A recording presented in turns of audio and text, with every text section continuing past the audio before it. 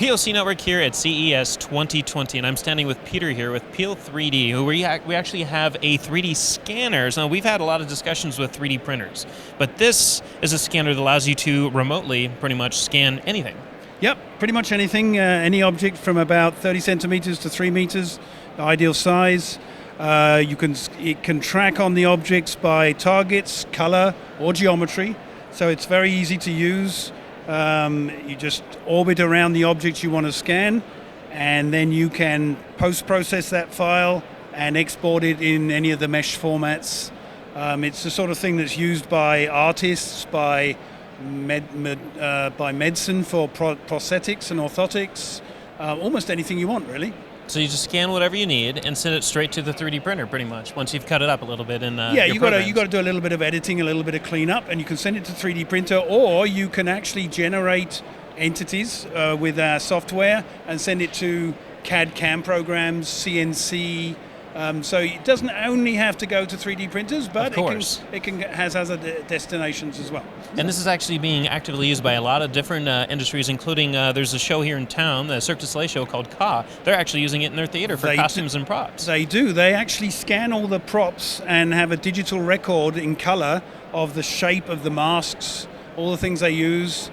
Cirque du Soleil is in fact based in Montreal in Quebec, so we're real close to them in our head office, and we quite often give them tips on scanning their wardrobe and stuff like that. Yeah, that's wonderful, actually. So if something were to happen to one of those pieces, they can just pull that right up and make a new one. Yeah, same with museums. A lot of museums are now going virtual, with a virtual museum, and all the objects in it are digital, and they just have to acquire all these objects. So it's good for content generation as well. It's true. We've actually had a story a few years ago with AutoCAD, and that actually spoke about some of the they're going into they're actually going directly into some of the spots in Middle East, Europe and stuff like that, where they were afraid that with all the stuff that's been going on out there, any kind of damage that might happen to some of these locations. So they'd come in with 3D scanners and scan the insides of some of these structures, so they'd actually always have that on record.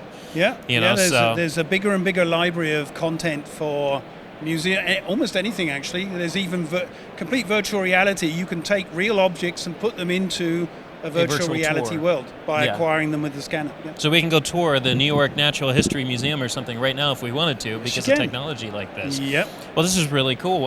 This is available right now, clearly. Yes, it's available right now. What's the price point of something like this? The scanner itself, with all the mesh functions, is $7,690 With all the extra CAD functions to go scan to CAD, it's $9,690, and we have a special on free shipping and free rugged case for the duration of the show. So very good. And where can our viewers learn more about this? Peel-3D.com, Peel3D.com, and there's also a YouTube channel, Peel 3D, and a Sketchfab channel where you can look at 3D models of all the things we've been able to scan with the scanner. Well, there you have it. So Peel-3D.com. Go check them out. This is pretty exciting. So you've always seen the printing side of things. This is the other side, where you can actually take things that are already in existence and scan them into your computer, make something virtual out of them, or send them to a 3D printer and make a duplicate of them. This is pretty cool. Well, thank you so much, Peter. This is quite exciting, and we look forward to hearing more about this. Thank you very much. If you want to stay on top of all the latest and greatest, or at least the gadgets we cover, remember to subscribe right here. Subscription button. Click it. You're going to want to. There's lots of videos, interviews, previews, all sorts of stuff. Button. Click it.